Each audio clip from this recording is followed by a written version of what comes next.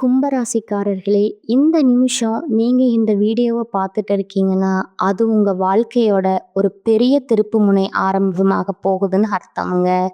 சமீப காலமா எல்லாமே கைக்கு எட்டுன தூரத்துல வருது. ஆனா, கடைசி நிமிஷத்துல நழுவி போகுதேன்னு ஒரு ஆதங்கம் உங்களுக்குள்ள இருக்கும்ங்க. நீங்க மத்தவங்களுக்கு வழிகாட்டுவீங்க. ஆனா, உங்களுக்கே ஒரு வழி தெரியாம தப்பிச்சிருப்பீங்க. இது ஏதோ தற்செயலா நடக்கிற தடை இல்லைங்க. இது உங்களுக்கான ஒரு பரீட்சை காலம்ங்க. ஆனா பயப்படாதீங்க. கும்பராசிக்கு அந்த தடைகள உடைக்கிற சாவிய இன்னைக்கு இந்த வீடியோ மூலமா கடவுள் உங்ககிட்ட கொடுக்க போறாருங்க. அந்த சாவி வேற எதுவும் இல்லைங்க. உங்க குலதெய்வம் தாங்க. உங்க வாழ்க்கையில இப்ப இருக்கிற அந்த ஒரு பெரிய கவலைய மனசுல நினைச்சுக்கிட்டு, குலதெய்வத்தோட பெயர கமெண்ட்ல ஒரே ஒரு முறை எழுதுங்க. அந்த ஒரு வரி உங்க மனபாரத்த பாதியா குறைக்குமுங்க. இந்த பலன்கள பலிக்க வைக்குமுங்க. அது மட்டும் இல்லாம, நீங்க இன்னும் நம்ம குடும்பத்துல இணையலன்னா, சப்ஸ்கிரைப் பண்ணி இப்பவே சேர்ந்துக்கோங்க. ஏன்னா, உங்க முன்னேற்றத்திற்கான அந்த முக்கியமான ரகசியம் இங்க தான் இருக்குதுங்க. வாழ்க்கைய மாத்தப் போற இன்றைய கும்பராசி பலனுக்குள் போகலாமா? கும்பராசி அன்பு சொந்தங்களுக்கு வணக்கமுங்க. எல்லாரும் எப்படி இருக்கீங்க? கும்பம் அப்படின்னாவே என்னங்க? ஒரு குடம்ங்க. குடத்த தொடர்ந்து பார்த்தா அதுக்குள்ள என்ன இருக்குன்னு தெரியும். அதே மாதிரி தான் தன்னுடைய கஷ்டங்களையும், நஷ்டங்களையும் மறைச்சு வைக்கிறதுல இவங்கள அடிச்சுக்கிறதுக்கு ஆட்களே கிடையாதுங்க. ஒரு 10 நிமிஷம் இவங்க ஒருத்தவங்ககிட்ட பேசினா, இவங்க எல்லாருடைய மனசுல இருக்கிற கஷ்டத்தையும் ஈஸியா கண்டுபிடிச்சிடுவாங்க. ஆனா, இவங்க கிட்ட என்னதான் 10 மணி நேரம் உட்கார்ந்து பேசினாலும் ஒரு விஷயத்த வாங்க முடியாதுங்க. பல திறமைகள் இவங்க கிட்ட இருக்குமுங்க. ஆனா, அது சரியான முறையில வெளிப்படுத்தவும் தெரியாது. சரியான தூண்டுதல் இருந்தா மட்டும்தான் இவங்களுடைய திறமைய வெளிப்படுத்த முடியுமுங்க. இதுவும் இவங்களுடைய ஒரு மைனஸ்ன்னு சொல்லலாமுங்க. குளத்துல இப்ப தண்ணி இருக்குமா? அத கொண்டு போய் சாய்ச்சாதனா குளத்துல இந்த நீர் வெளிய வருமுங்க. அந்த மாதிரி தான் இவங்களுக்கு சரியான ஒரு தூண்டுதல் இருக்கணுங்க. இவங்கள பொறுத்தவரைக்கும் சதா நேரமும் தான் உண்டு, தான் வேலை உண்டுன்னு இருப்பாங்க. அடுத்தவங்கள பத்தி நினைக்கவும் மாட்டாங்கங்க. அடுத்தவங்க ஏதாவது நல்லபடியா வாழ்ந்தாலும் சரி, வீழ்ந்தாலும் சரி, உதவி கேட்டா பண்ணுவாங்க. ஆனா தானா போய் ஒருத்தவங்க கிட்ட போறது, வரதுன்ற வேலை எல்லாமே இடம் கிடையாதுங்க. எப்பவுமே தனிமைய அதிகமா விரும்பக்கூடியவங்க. பெரும்பாலும் தன்னுடைய பிரச்சனைய தானே தீர்த்துக்கணும்னு நினைப்பாங்கங்க. அதே மாதிரி ஒரு பிரச்சனை நடந்துச்சுன்னா, அது சர்வாசாதம் விடவே மாட்டாங்கங்க. ஏன் நடந்துச்சு? எது நடந்துச்சு? அப்படின்னு சொல்லிட்டு, அந்த பிரச்சனையுடைய தோற்றம் முதல் அந்தம் வரை, ஆதி முதல் அந்தம் வரைக்கும் தெரிஞ்சுக்கிட்டு, சரி பண்றதுக்கான முயற்சியில ஈடுபடுவாங்கங்க. முடிச்சும் காட்டுவாங்கங்க. உங்களுக்கு வெற்றி பெறணுங்கிறது கொஞ்சம் தடைப்படுறதுக்கான காரணம் என்னன்னா, எந்த ஒரு விஷயத்தையுமே டக்குன்னு செய்ய மாட்டாங்க. இந்த யோசனைங்கிறது இருக்கலாமுங்க. அளவுக்கு மீறின யோசனை இருக்கக்கூடாது இல்லையா? நிதானம் இருக்கலாமுங்க. எதுவுமே அளவுக்கு மீறினா அது நமக்கு பாதிப்பு இல்லையா? அது மாதிரி தாங்க. கும்பத்தை பொறுத்த வரைக்கும் எதையும் சட்டுன்னு செய்யறதுக்கு தயங்குவதனாலேயே இவங்களுக்கு வெற்றிகளும் தடைபடுதுங்க, தாமதப்படுதுங்க. இதை மட்டும் மாத்திக்கிட்டா கும்பராசி வெற்றி அடைஞ்சிடலாமுங்க. செயல் ஒரு புறம் இருக்கட்டுமுங்க. இப்ப தலைப்பு பார்த்துருப்பீங்க. கும்பராசியை பொறுத்த வரைக்கும் தனிமை விரும்பக்கூடியவங்கன்னு சொல்லியிருக்கேங்க. இல்லைனாலே கூட தனிமரமாக தான் எல்லாராலையும் ஒதுக்கப்பட்டவங்களும் கும்பராசி தாங்க. தனிமரமா நிற்கக்கூடிய கும்பத்திற்கு இனி வரக்கூடிய நாட்கள்ல முடிவுக்கு வரக்கூடிய உங்களுடைய வாழ்க்கையில பெருசா பிரச்சனைடா, இந்த பிரச்சனை சால்வ் ஆச்சுன்னா வாழ்க்கைக்கு மற்றதெல்லாம் சரி செஞ்சலாம்னு நினைக்கக்கூடிய 8 பிரச்சனைகள் முடிவுக்கு வரப்போகுதுங்க. 100% உண்மைங்க. கும்பராசிக்காரங்களே, எல்லாமே மாறப்போகுதுங்க. உங்க வாழ்க்கையில அதிசயங்கள் நிகழப்போகுதுங்க. அது என்ன ஏதுங்கிறத தெளிவா தெரிஞ்சுக்கலாமுங்க. பொதுவாகவே கும்பராசிக்காரங்க இப்போ யோசிக்கிறது தான், அப்படி என்ன மாதிரி எங்கள் வாழ்க்கையில் நல்லது நடக்க போகுது, அது அதுக்கு என்ன வாய்ப்பு இருக்குன்னு கேட்டிங்கன்னா கண்டிப்பாக இருக்குதுங்க.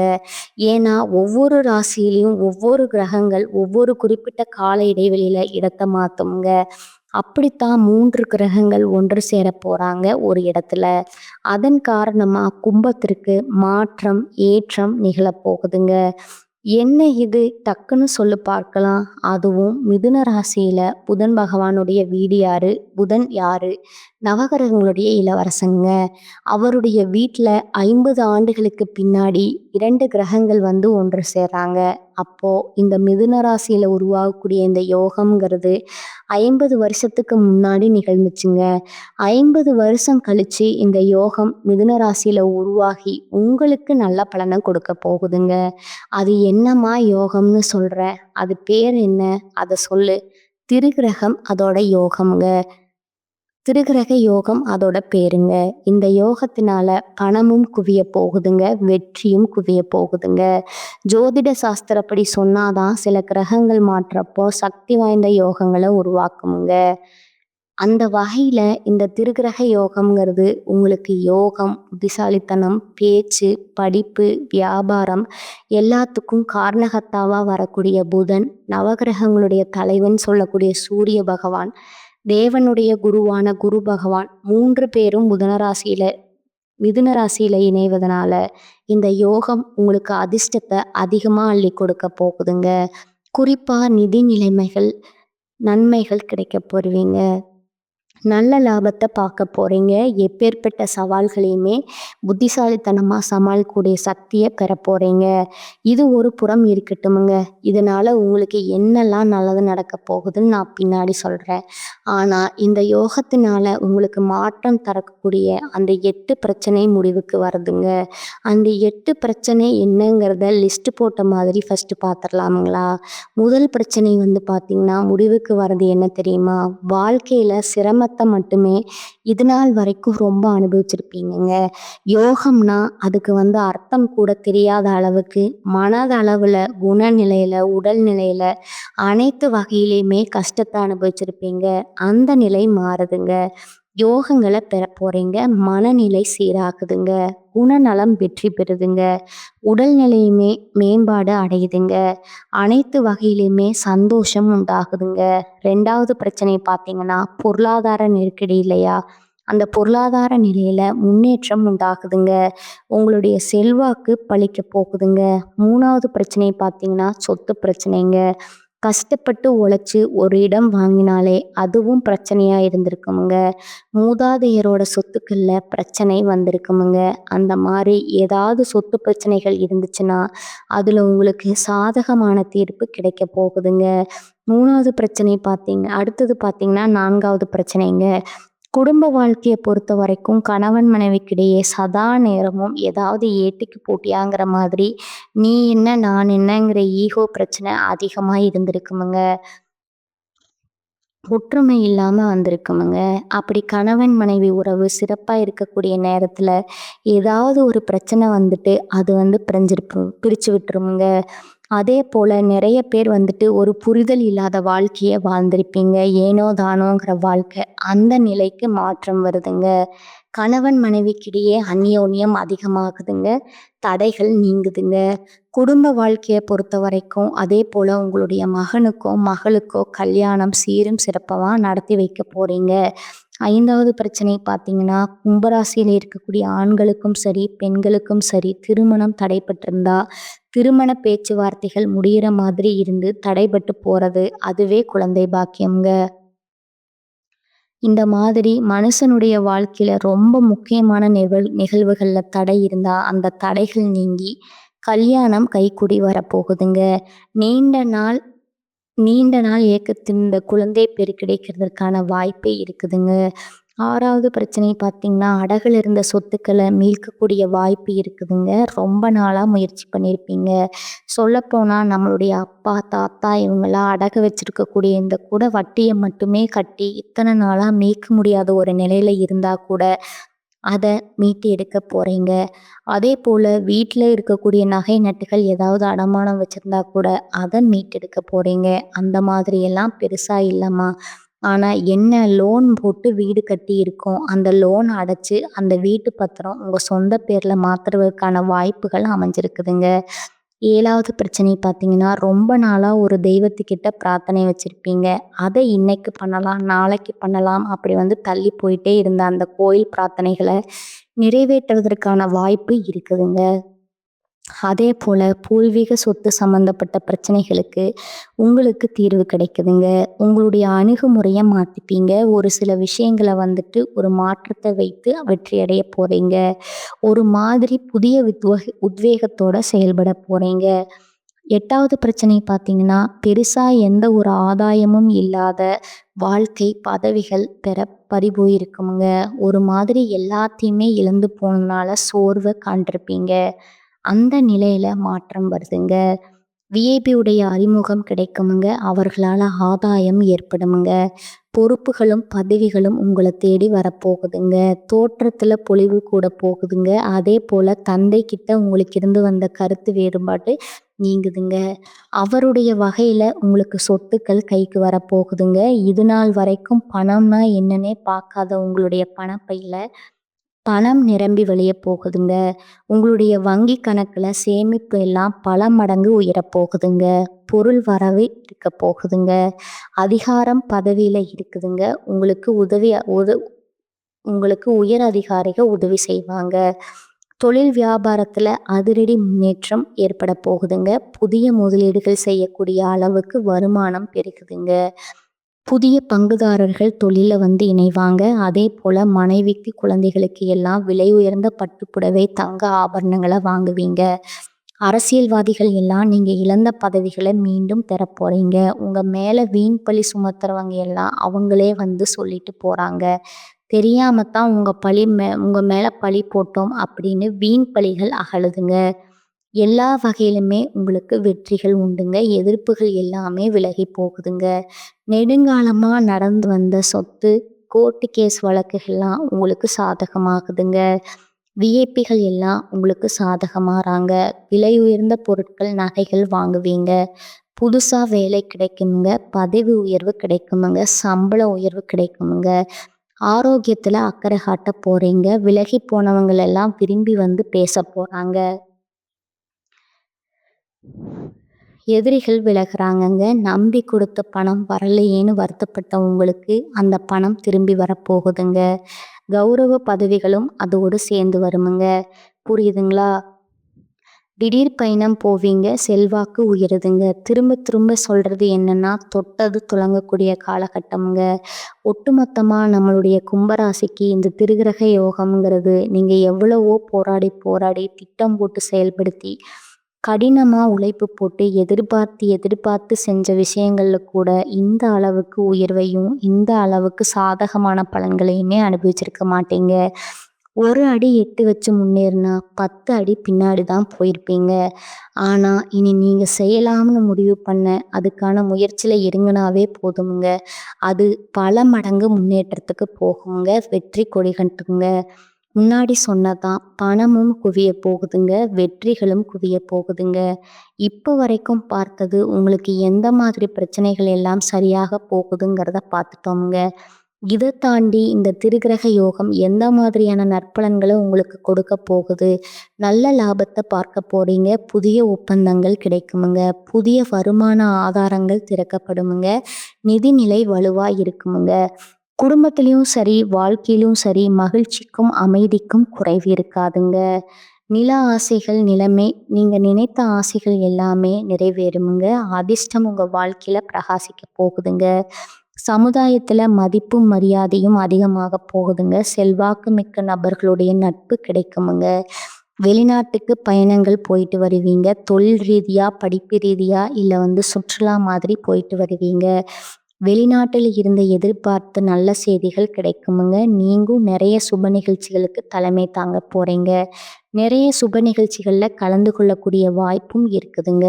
அதே போல வீட்லயுமே அடுத்தடுத்து சுப நிகழ்ச்சிகள் உங்க தலைமையில நடக்குமுங்க. அதே மாதிரி புதுசா தொழில் தொடங்கலாமுங்க. இல்ல புதுசா ஒரு வேலைக்கு மாறலாமுங்க.